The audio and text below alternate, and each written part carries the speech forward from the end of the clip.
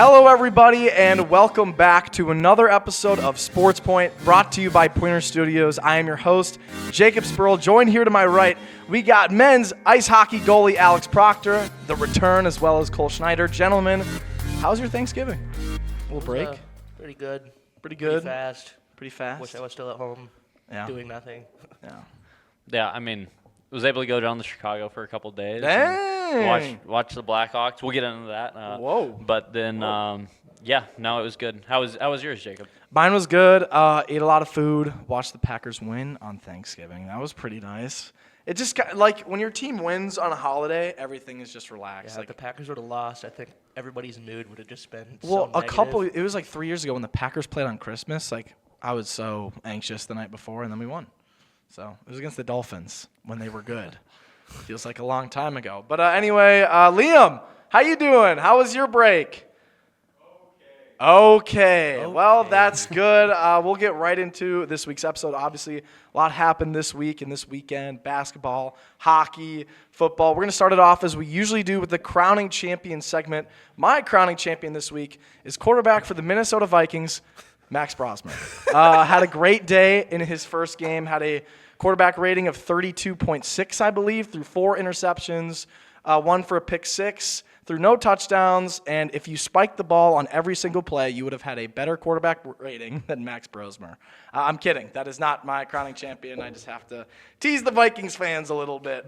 It's Dontavian Wicks, who played for the Packers on Thanksgiving, had season-high catches with 6 receptions, season-high yards with 94, and had 2 touchdowns, both of which were crazy, like kind of controversial was one of them, but they were both crazy touchdowns, and he hadn't scored one all season, and he did it twice in the end zone on Thanksgiving. Shout out Dontavian Wicks, man. He is not a wide receiver. I was thinking would be the guy to step up. I know we had Matthew Golden hurt. Jaden Reed is back from his practice window, but he still hasn't played yet.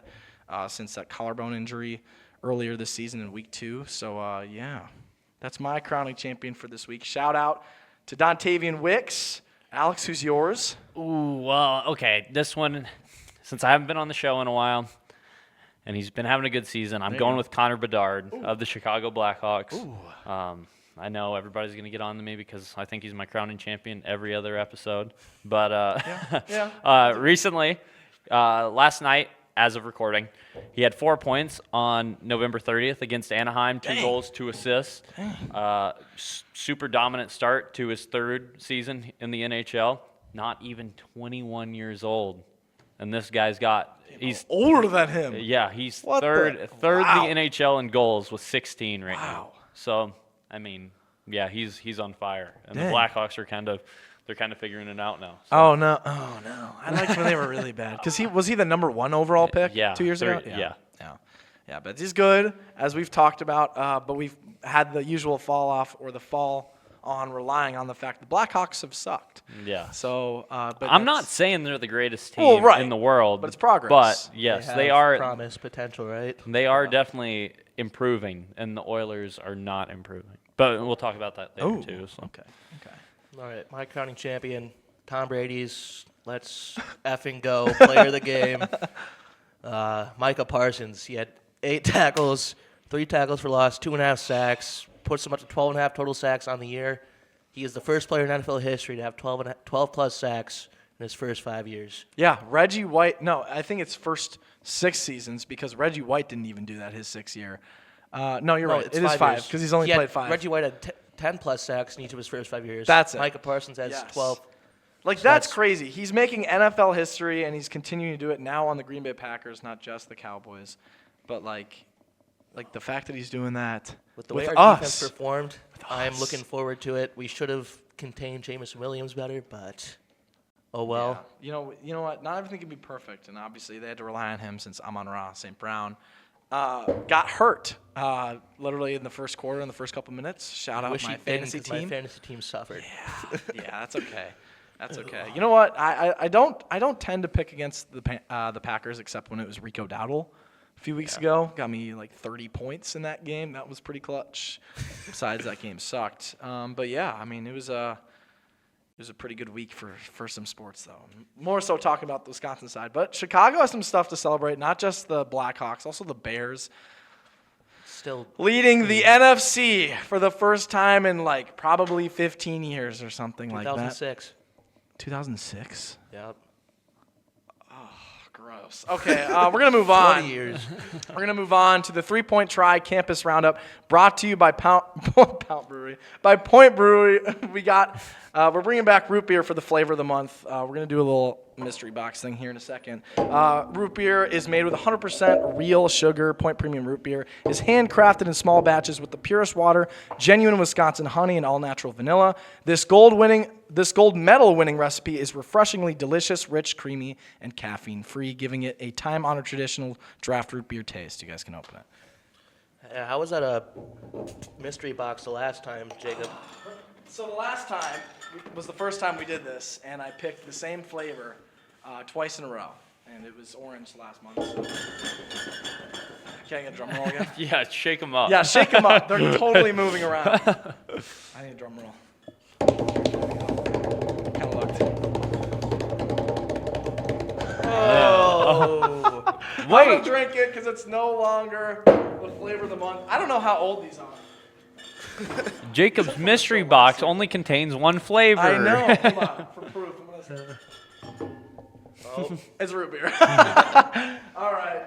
I'm going to go first with my sport. My campus sport for this week is UWSP women's basketball, who are 5-0 on this season, at least as of recording. They were undefeated before Thanksgiving. 3 of their wins, they won by 25 or more points. So they were dominating some teams. Let's go back and look at the specifics. Their first actual game that they played after the little game in Green Bay that we covered was against Illinois College in Elsa, Illinois. They won that one 85-55 on Saturday, November 8th. Then they beat Spalding University out of Kentucky. They beat them in Illinois. They beat Eureka College. Then they beat Principia College, and their final victory was against Lakeland University just 2 days prior to Thanksgiving. They won that one at home, 69-51. So the women's team's got some good stuff going for them. Their next game is this Saturday, the 6th, against Bethany Lutheran University. That's the Vikings. We saw them play in the men's pre-Thanksgiving tournament.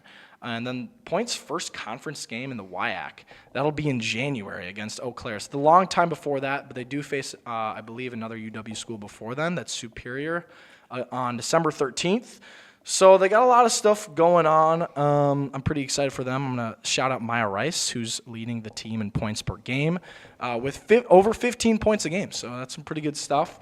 Obviously, Cole, you covered a lot of the women's basketball team last year. I called it. Maya Rice is going to lead this team in points. Yeah. She is leading in. I mean, Jesselyn Ernst is having a pretty good season, too, averaging almost 10 and a half. Right behind Maya Rice with 15. Yeah, that's awesome. All right, who wants to go next? I'll go. Sam the basketball. Yeah, we'll stay with basketball. Men's basketball started off hot, but they lost their first game to North Park University, 115-114 in triple overtime. Bro, that's crazy. They fall to 5-1, which is still really good to start off the year. That's very good. Seth Myron dropped 34 points. Myron. Kyle Crum with 25, Josiah Butler with 24, and Logan Baumgartner with 21. Logan Baumgartner did foul out. But this team is scary. They're good. Kyle Crone leading the team with 219 points, and Josiah Butler leading with 250. Oh, my bad, that's minutes. Oops. Oh, that's all right. It's close enough. I was going to say, I can help you out really quick. The men's team we saw right before Thanksgiving, they played in the pre-Thanksgiving tournament, playing against teams. The 4 teams were them, Milliken out of Illinois, Bethany Lutheran College, who we just talked about, and I believe Ripon College, who's also out of Wisconsin. In Ripon, Wisconsin, that is. They won that first game in the pre-Thanksgiving tournament, 78-67. That was the first game. And then they played in the championship round against Milliken, where they were losing for the majority of the second half and took the lead with about the final minute and a half, winning 69-63. They got themselves a little trophy. Me and Brett got to cover that game for 90 FM. Great stuff. And early on in the season, obviously, they just took their first loss. But this team's good. They're going to keep getting better. Josiah Butler's leading the team with 20.7 points per game. There we go. Okay. So, I don't schedule who they have next. Let's see. It looks like they've got North Central University, which is a Minnesota school, but they're playing them at home. That'll be this Saturday, so the day after this comes out, on December 6th at 3 p.m. So pretty cool. We're excited for that one. Is that all you got there, Cole? Yep. Sounds good. Alex, I see it says hockey puck. It does say hockey puck.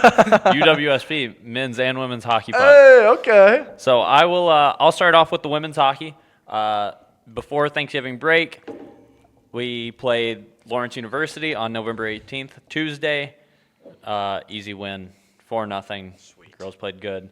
And then they also played UW Superior on November 22nd here at home, and they won that 4-1 as well. Upcoming, so the day before this comes out, they will be playing UW Eau Claire December 4th at home, 7 p.m. Eau Claire is ranked number 12. Yeah. Wow. And then on December 5th and 6th, they will be playing Beloit in Beloit, Wisconsin at the new rink in Janesville. And new WIAC team. Let's Yes. go. It doesn't, I don't know if this is this is messed up, but if you might have it pulled up here too, Jacob, it doesn't have a WIAC It does. game on the Friday. Yeah, it says it's a WIAC game on Saturday, so That'd I'm be not like sure. Do they usually? Scrimmage maybe kind of It thing. might be. Maybe. It might be. Let's see, like in terms of stats. Well, if like, you they have- look, they play every WIAC school 3 times, except Beloit. They do play 4 times. 4 times. So I wonder would if it's guess just that's a So I guess scrimmage. probably an exhibition game or something like It that. would also make sense because that would be their first time as schools meeting in the same conference. So it might be like Yeah. an inter-squad scrimmage. I think, though, that would be interesting because it's the day prior. They're both at the same time, 2 p.m., so I'm not sure. We can look into Yeah. that. But I'm not sure if that'll count on the record. Yeah. So So. they got 3 big games coming up, 5 games in total before going into Christmas break. They have been super hot recently. Yeah, they have. 6-2 on the season. What One were they loss. last year. They weren't very. They were solid last year, but that was, Last year they ended 12-14-1. So this year they're off to a really good start. Really good start. And one of those teams they lost to is UW River Falls, who have won back-to-back national championships. Yeah. So River Falls is really good. yeah. Right now, they're ranked shockingly number 1, and they lost to them 5-0. Which, yeah, that's obviously a big game, but you got to think how that builds your season, especially towards the beginning. And looking into this next matchup against Eau Claire, they're number 12th ranked. So again, another nationally ranked, nationally recognized university. But I think they got a little bit of a better shot. And Eau Claire, they had a tough time with last year, so I'm excited to see how this matchup is going to go. Obviously, the day before this comes out on December 4th, Thursday, like you said. Yep. So that's all I got for the women. For men's hockey. Before going into Thanksgiving, we played here at home on November 21st against UW River Falls, where we won 4-1. It was a good game. It was a good game. I called it. That was a ton of fun. And, Yep. first conference game of the year, not too shabby. Yeah, came out flying. It was, like Jacob said, tons of fun for me as well. There you go. And Jacob was up there calling the game. Yeah. And then we also played UW Superior, who's ranked number 14th nationally right now. We lost 4-2 in Superior on that Saturday. So just a little bit of a slower start, but, it happens. It's hockey. We have started off the season 3-4. Definitely seeing improvement, though. I definitely think we get better each game we play. Yeah. At time of recording, and when this episode comes out, December 5th on Friday night, we were playing UW Stout at the KB Willett Let's Arena go. for a WIAC matchup. Sweet. And then following that, December 6th against Beloit College at KB Willett Arena. AKA Northland. Yes. Yeah, Northland 2.0. Yeah. Northland 2.0. Northland Lights. Hey, Beloit's been playing good. So they beat River Falls last week. Really? Yeah. Wow. That's shocking. Because, obviously, I wouldn't have said River Falls was the greatest team in the world. But, They not, were a good team. terrible. They were good team. Yeah. They were not bad. You're saying at last all. year? No, I'm saying this year. River Falls this year. I mean, in that first period, they were playing really well. Yeah, And obviously, the doors kind of broke loose a little bit later Yeah, I on, mean, but that's what happens when, we're putting the pressure to them. wasn't their goalie originally, he was playing at Minnesota, D1? Mm-hmm. Wow. Wow. Yes. So, Dang. yep. So we have 4 games before going in the Christmas break. Before that Christmas break, Eau Claire here at home, December 12th. Eau Claire on the road, December 13th. And then after Christmas break, right back here at home against Eau Claire. So, 3 in a row.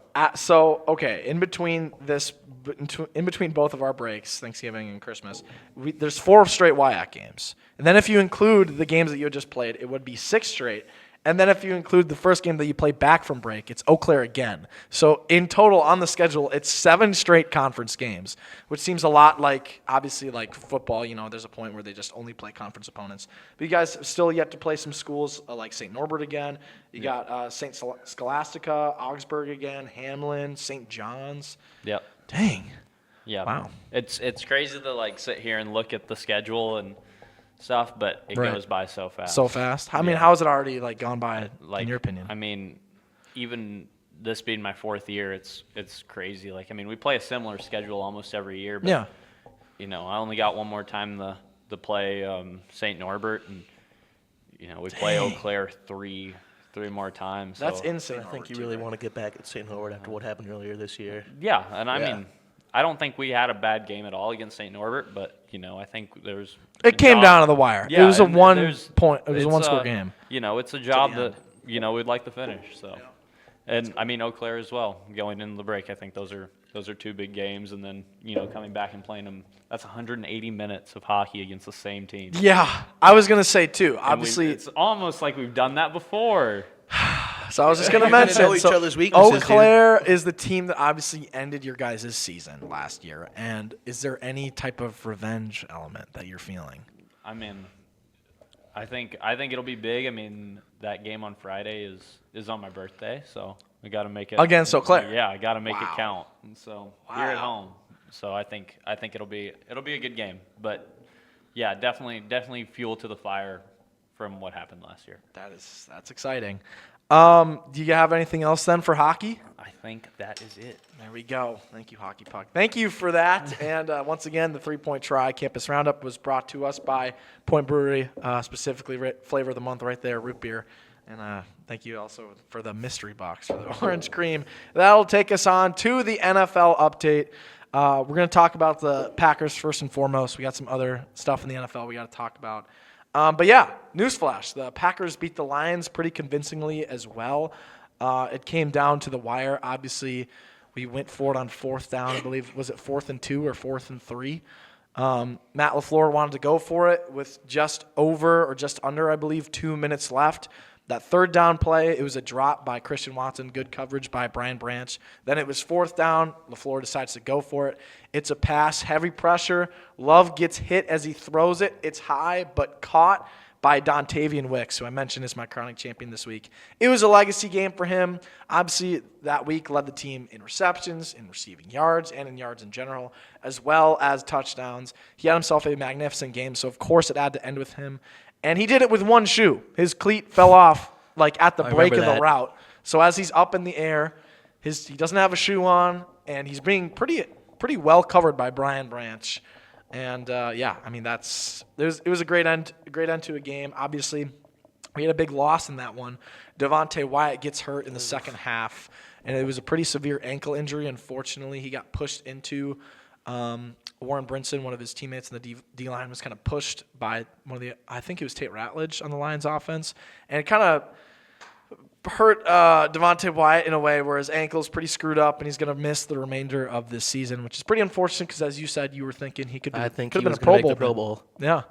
Yeah, I mean, I'm hoping to make a different type of bowl this year. But, I mean, it sucks, but we also have to keep in mind how many players we had missing, especially on the defensive side of the ball. We had Quay Walker missing, and that was pretty big. We also had Carl Brooks, underrated, so we had another defensive tackle missing. So hopefully Carl Brooks can come back. And then on the offense, Matthew Golden wasn't playing. Savion Williams, both rookies weren't playing. Jaden Reed's not necessarily back yet. So we had a lot of guys hurt. And obviously the Lions, going into that game, Sam Laporta is on IR. Amon-Ra St. Brown got hurt in the first quarter, who's their biggest weapon on offense. I mean, they still got Jahmyr Gibbs. They still had Jameson Williams, who's carving this up. I'm surprised we contained Jahmyr Gibbs. We did pretty good at containing him. We did in the first game. We didn't contain David Montgomery that well, though. No, I mean, I think the Lions just haven't used Montgomery enough recently, so they finally started to feed him a little bit more against the Packers. They might not have been ready for it. But right now, just the way we played against the Lions on national television, I feel like the Packers are finally we're well away from that slump that we had. against the Panthers and the Eagles because that was a dark time. That was bad. It looked like that was really dark. Yeah, I mean, the Packers needed to fight their way out of the hole. Obviously, they won a very close game against Jameis Winston and the Giants. Then they dominated the Vikings, and then they won pretty convincingly in the Lions, who are now – they're no longer in the division race. They're kind of behind, and they're just hoping to make the playoffs as a wild card spot, or as a wild card seed, I should say.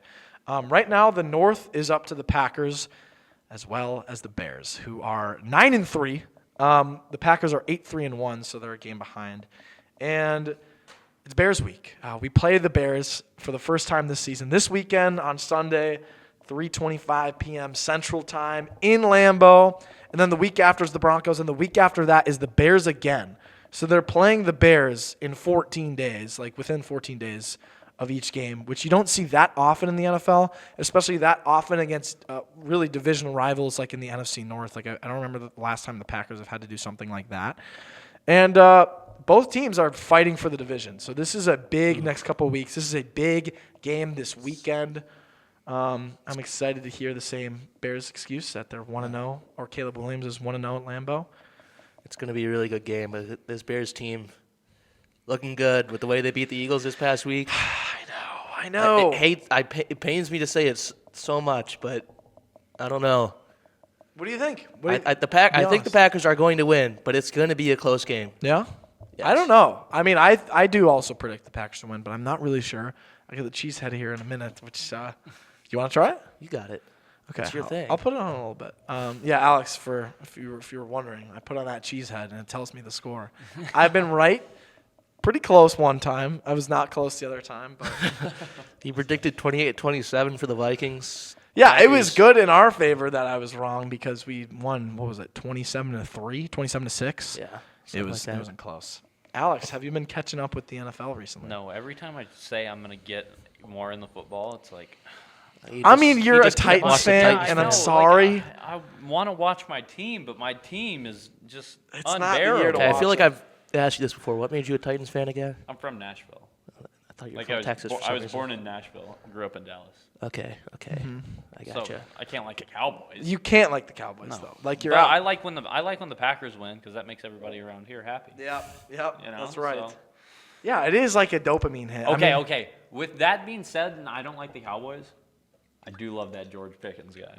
Oh, the Steelers made a mistake trading him away. He's fun. He's fun to watch. Honestly, like, He's I getting a can't. big payday this upcoming offseason. I don't like Dallas, but there's a couple of aspects of them that I don't hate. Obviously, they have Kenny Clark, like former Packer, like that's a plus. I like Quinnen Williams on the Jets, and now he's on Dallas, and he's doing pretty good. I do like Dak. I think he's a very good human being. Yeah. So I like Dak. I like their new head coach, Schottenheimer.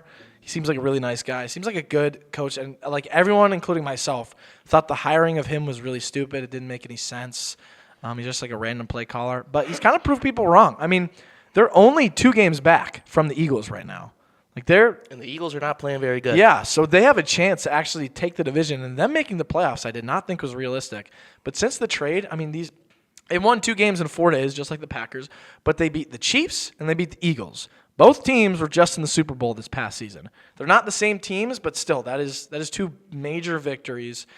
George Pickens is playing out of his mind. That trade for Pittsburgh is looking worse and worse every day, especially when the Steelers needed another wide receiver. It just doesn't. Just imagine DK Metcalf and George Pickens.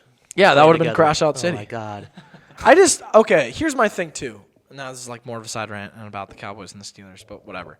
Like, I get it. You know, the Steelers went through Antonio Brown. Like, Mike Tomlin has coached a head case before, and George Pickens was heading in that path. But what did they trade him for? A 3rd and a 5th? Yeah, it was a 3rd and a 5th. And he was drafted in the 1st round, right, in 2022? You like, couldn't get a 2nd round or like, that's something what like I'm that on saying. you? Like, I feel like they just didn't get great value. He's 2nd in the NFL in receiving yards right now.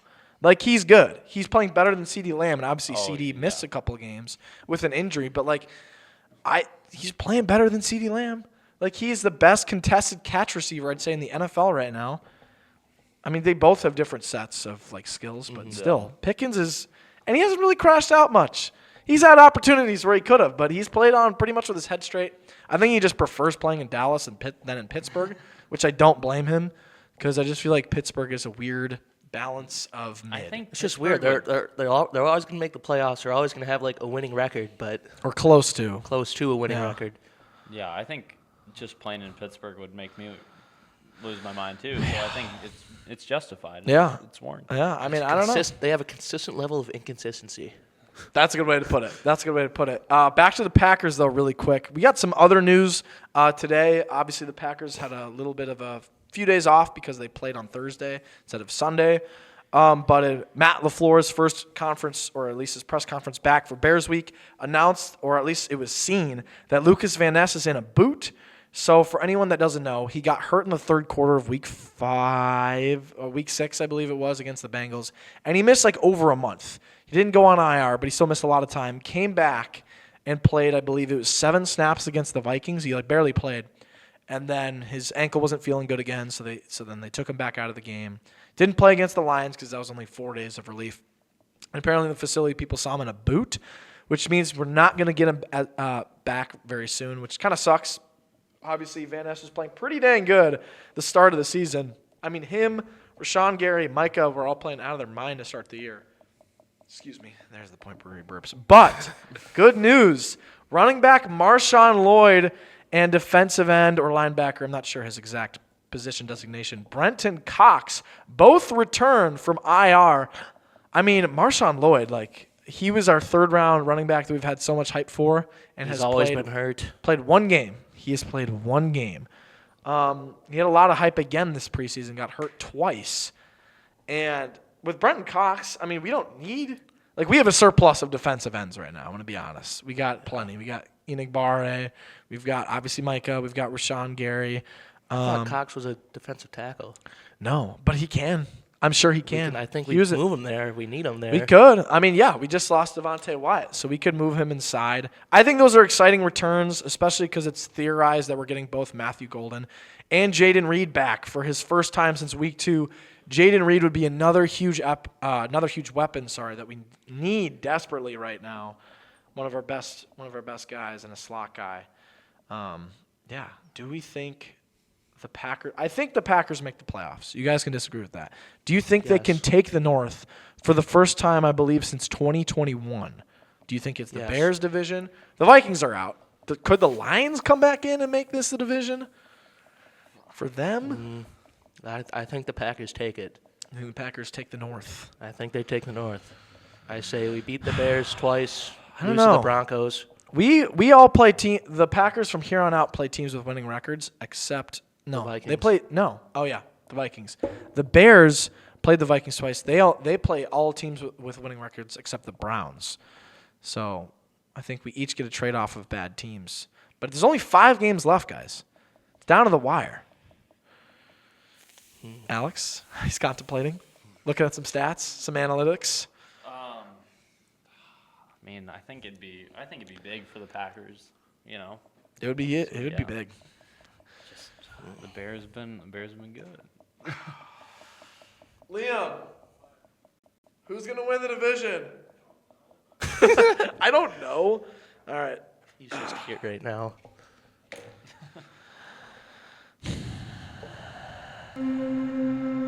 Dang. Dun, Final score. Thank you, Cheesehead. Hold on. Is my hair good again? That happened last time. No, it's terrible. It's terrible. Yeah. Bears 17. Packers 19. That's a good prediction. Yeah. I like it. That's what I'm thinking. Around the NFL, guys, right now we talked about the Bears, but also the Broncos. They're the 2 teams with the highest records right now in the NFL. Anyone predicted that one? Both the orange teams, both animal teams. I don't know what the correlation is there. But this is also the first time in NFL history that 5 divisions hold a lead of less than 1 game this late into a season. There's obviously the AFC North, where there's no games in between the Ravens and the Steelers. They're both 6-6. There's 0 games distance in between the Jaguars and the Colts. They're both 8-4 in the AFC South. In the NFC West, again, no game difference between the Rams and the Seahawks. They're both 9-3. Between the North, it's only half a game, the NFC North that is. Between the Bears and the Packers, Bears are 9-3. Packers are 8-3-1. And then the NFC South, I am shocked it's this close right now. Only a half a game distance between the Buccaneers and the Panthers. The Bucs are 7-5. The Panthers are 7-6. Wow, that was a lot. I just can't believe that right now. It is insane. I didn't even realize that was a thing right now. Yeah. So, okay, let's just go through these really quick and let's predict winners. Obviously, it's tied right now. Technically, because the Ravens, I believe, beat the Steelers, or they have more conference wins or division wins. The Ravens are ahead of the Steelers right now, even though they have the same record. Who do we think is winning that division? Because, again, whoever wins a division gets an automatic playoff spot. I think the Ravens, because the Ravens? They started off really slow, a lot of injuries. They went 1-5 to start the year. And now they've won these 5 games, Yeah. and I think they're going to win it. We'll see. Ravens got cool jerseys. Taking the Ravens. I think the Bengals still are in this. Like, they won on Thanksgiving pretty convincingly. Joe Burrow is back. Their defense has not been bad these last couple of weeks, and that's what everyone was talking about earlier in the year. But if their defense remains healthy and played how they did against the Ravens on Thanksgiving, they're not out of this yet. But for now, I'll say the Ravens as well. I don't think the Steelers are coming back. Do you see how Aaron Rodgers looked? Looks like he got beat up in an alley. The AFC South, it's the Jags and the Colts right now. I think it's neither of these teams. I think the Texans are coming into this picture. That's a good take. They got such a good defense, and they beat the Colts this weekend. The Colts are on a 2-game losing skid. Their first losing streak of this season. Alex, Cole, what do you guys think? Give me the team with the girl playing quarterback. Trevor Lawrence. That's funny. Okay, Cole. I think the Jags are posers. No. I don't know. I mean, Travis Hunter. He's out. He's been out for the past several season. weeks. He's out for the season. No, but like he's chilling. He's good vibes. Good vibes in that locker room. He's making TikToks. Okay, NFC West. Rams or Seahawks, or a surprise third option again with the 49ers, because they're only 1 game behind both of those teams. Rams. Richard Sherman. He played on both the 49ers and the Seahawks. Yeah, which team between those two teams? No, I'm taking the Seahawks. Okay. The only team. That Seattle, matters. and then obviously we talked about Packers and Bears. Let's go back then to the NFC South, which is between the Buccaneers and the Panthers right now. Give me the Pirates. Bucks, okay. You said the I'm going to go with the Buccaneers. Okay, I mean the Buccaneers are the safer pick. I just think if the Panthers do get in the playoffs, that's gonna be fun because the Panthers have sucked. Yeah, that's what half I'm a decade saying. at Since least. 2015. Since their Super Bowl, 2017 was the last year that like the Panthers I feel like were relevant. Every year since then. Yeah. Sam Darnold, Baker Mayfield. It's been a quarterback carousel Are we there. saying that's Cam Newton prime? Like prime Cam Newton's the last time they were good? Yeah. Yeah. I agree. He Like was 2017 was the different. last prime year of Cam Newton. Yeah, I'd say so.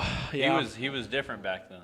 Man, Superman. He was just The MVP year in his 2015. body got beat up. Yeah. I mean, he was just so fun to watch. It was so fun. He to was watch. fun to watch. I miss Cam. All right, that'll take us on to the NBA update. The Bucks were on a 7-game losing skid. 6 of those were when Giannis was hurt.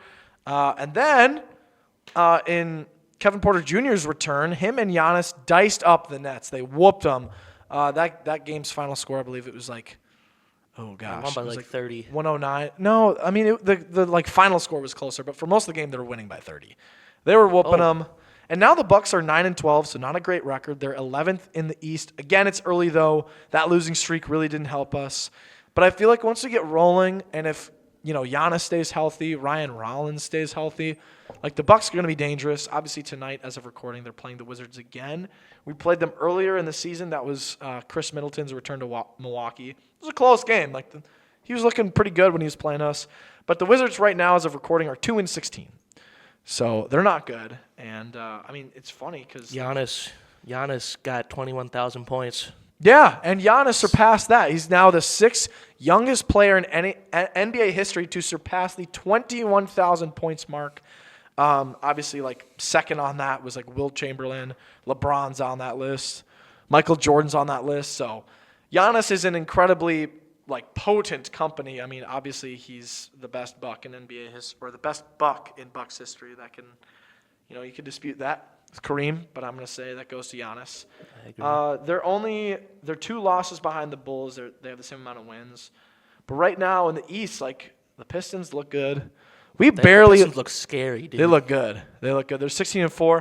I mean, that game where Giannis came back. Again, he was fresh. He just came back. We barely lost to the Knicks, and they're second in the conference right now, 13-6. And might I say, I'm not big into the whole refs are bias and stuff, but that game was bad. Like that game looked like it was rigged for they wanted Giannis, because obviously this whole summer, Giannis going to the Knicks. So there's a little bit of that you can plan in there. I'm surprised too with the West right now. The Thunder are rolling. They're 20-1, but No the surprise. Lakers are second in the conference. Luka and Austin Reeves are tearing up for them right now. It's funny because insane. not even LeBron is third. He's third in scoring. Hillbilly on that team. Kobe. The kid. His son. Bronny. Bronny's improving too. Yeah. I mean the Lakers, they're looking bright right now. The child. The child. That was a throwback. That was one of my favorite episodes. The child. We'll see how the Bucks look. Taking a look at their next couple of games here. They played the Nets. Oh yeah, they got the Pistons at home. That'll be on Wednesday, so that game will have already happened. And then Friday night, as of this game coming out, they've got the Sixers again. Then they got the Pistons again on Saturday. So they got some tough games coming up here. That's really all I've got though for the NBA update.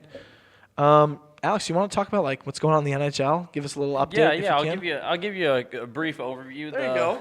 The Oilers, who played in the last 2 Stanley Cups, are horrible. They actually play without a goalie now. What? They can't stop a beach ball, and at time of recording, they did just have they did just get a shutout. But Dang. Other than that, they have been Played without a goalie. They basically have played without a goalie. Let's look at that. They are tied with Vancouver for the most goals against. Ooh. At 95. Ooh. So Dang. they've been having a tough time. Calgary was off to a slow start. Nashville has been horrible. I know that we're in central Wisconsin, and nobody in the Nashville Predators organization might see this, but they need a new coach. Dang. Horrible. What's their record right now? I'm trying to find it. Who? Nashville? Yeah. Nashville is 8-13. I just saw they're at the bottom of the Central Division. Yeah. The good news, Bedard and company, as in the Blackhawks, there you go, are middle of the pack in the Western Conference. The conference is led by the Colorado Avalanche, who have lost 1 game in regulation. In regulation? Yeah, they're 18-1. Wow. Dang. They have 103 goals for. Minnesota's How many looking goals good. against? They have 55 goals against, which is the least in the NHL. Yeah. They're both goalies. Scott Wedgwood and Blackwood have been insane. Wedgwood and Blackwood? Yeah. That's their last names? They call it the Lumberyard. Oh, That's that's tough. That's Yeah. awesome. That's cool. So they basically split, and they're insane.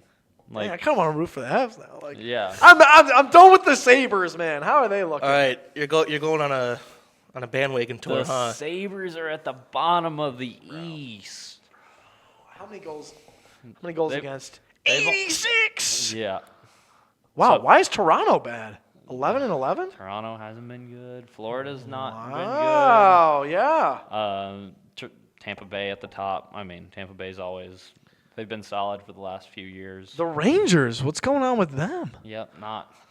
It's the first time I've checked the standings in 2 weeks. Yeah, really, a lot of the Western Conference teams have just turned it up, and then the Dang. bottom of the West is East has really been where it's slowing lacking. down.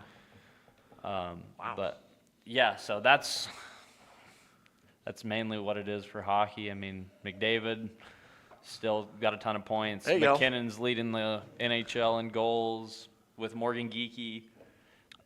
Wow. Yeah. Is there any big rookies that are showing up so far this season early on? Yes, Matthew Schaefer on the New York Islanders. He Okay. is an 18-year-old defenseman. He is playing insane. 18? 18. Damn. Just drafted first pick. He's got 8 goals and 11 assists in 26 games Wow.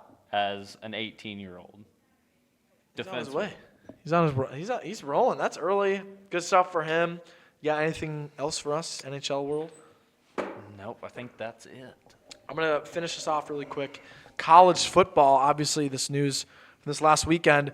Lane Kiffin is heading to LSU, leaving Ole Miss, and obviously it's pretty controversial because right now Ole Miss is currently ranked 7th in the country. LSU season is over, but Ole Miss is going to play in the college football playoff, and Lane Kiffin's not going to coach for them while they're in the playoffs. So it's a pretty controversial thing. It's a pretty controversial topic in college football right now because What is the reasoning behind him leaving again? Like, I'm sure there's so some behind obviously it. LSU is a more prestigious program. It's a bigger Yeah. program. Ole Miss is smaller, especially in this last decade or so. But Lane Kiffin, very smart offensive mind, obviously coached with Saban in Alabama, then went to Tennessee. That's where he got most of his really big coaching experience from. Then he went on to Ole Miss. Obviously, Tennessee doesn't really like him this year. They were throwing crap at him during the Ole Miss-Tennessee game. And then, obviously, now Ole Miss fans are really unhappy with him. I literally forgot your question. What was your question? What was the drama behind him leaving? Oh, well, so the drama behind him leaving is because at this point in the season, the regular season's coming to a close. But the playoffs are starting. And Ole Miss is one of those playoff teams. They just barely missed the SEC championship game because if Alabama lost the Iron Bowl to Auburn, which they got kind of close to doing, unranked Auburn, then Ole Miss would have played Georgia in the SEC championship game. Ooh. But because they fumbled, Auburn fumbled down 27-20, Alabama got the ball back, they won. So now Alabama's going to play Georgia in the conference championship game, the SEC game, which we'll talk about in a second. But Ole Miss is still making the playoffs. And they've only lost one game this year, 2 games. They've had a really good year. And I think a lot of people are getting lost in the fact that, Lane Kiffin obviously left because he's getting offered, $900 or $100 million. I forgot the specific contract details. It's a lot of money, though. Yeah. It's setting him up. He's good for pretty much the rest of his life, let's be honest. But the thing is, people are getting upset at Lane Kiffin. People are getting upset, that the school isn't letting him, coach in the playoffs because the AD for Ole Miss is not letting Lane Kiffin coach Ole Miss during the playoffs because now he's working for another program. And I think, honestly, the biggest person to blame is not a person. It's the schedule and the college football overall arrangement. I think it's a joke that a team's, obviously, their season is going to end if they're not making the playoffs. Yeah. But because they have to decide who to pick in that time frame, people are forgetting the biggest people that are being affected, which are the athletes, the student athletes, the students who are already committed to certain programs or have to have this decision. They have to attend their schools for the following semester. And there are guys who are specifically going to leave Ole Miss just to go to follow Kiffin to LSU. In the last day, I believe over 5 people have decommitted to LSU, and at least 3 people have decommitted to Ole Miss and committed to LSU just because of the coach. So I honestly think, in my opinion, coaches shouldn't be able to be moved until after that season that they're a part of is over, like the NFL. For example, Ben Johnson for the Lions was probably going to get the Bears job. When they were in the playoffs, but he still didn't leave his team because they had a chance to make it to the Super Bowl. They obviously lost in the divisional round, but still they were in the postseason.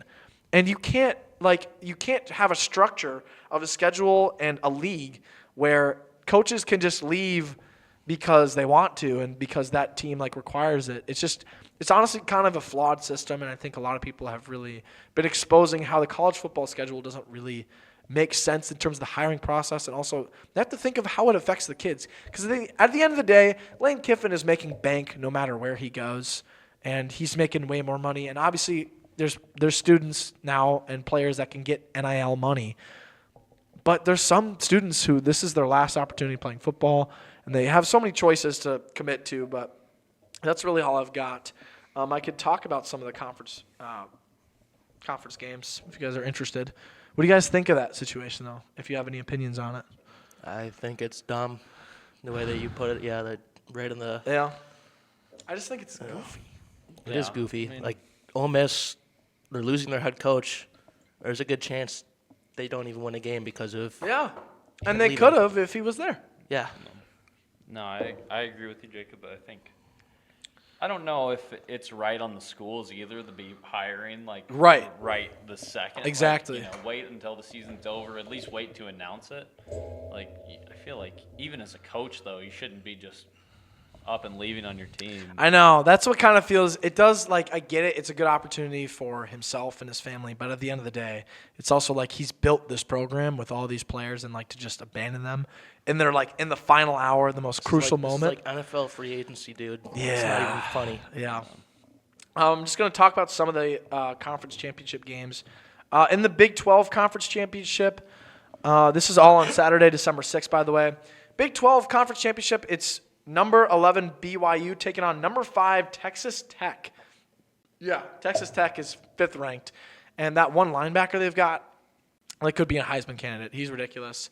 The MAC championship game, that's the game we're all waiting for. It's Western Michigan taking on Miami, Ohio. It's gonna be a banger. Then the SEC championship game, I already talked about it. It's number 4 Georgia taking on number 10 Alabama. The two teams met earlier this season, and Alabama won. So that'll be interesting. We get a little rematch there. The ACC championship game is taken on between Duke and number 18 Virginia, which a lot of people were confused about that because Duke is unranked, and Miami, who's ranked and in the ACC, is ranked 12th, I believe. But it's because I think they have, I think it's one less conference win. It's really odd. Oh. But there's a chance that Wow. an unranked school could make the college football playoff, which would be very weird, very strange. And then, of course, the Big Ten championship game is taken on between number 2 Indiana and number 1 Ohio State. I'm picking Ohio State, but that's crazy. The two I best think teams. Indiana's going to upset them. You think I don't so? know. Indiana's cooking right now. Mendoza or Mendoza, I don't know who that is. Their quarterback's pretty good, though. Yeah. He's going to go higher up there in the NFL draft.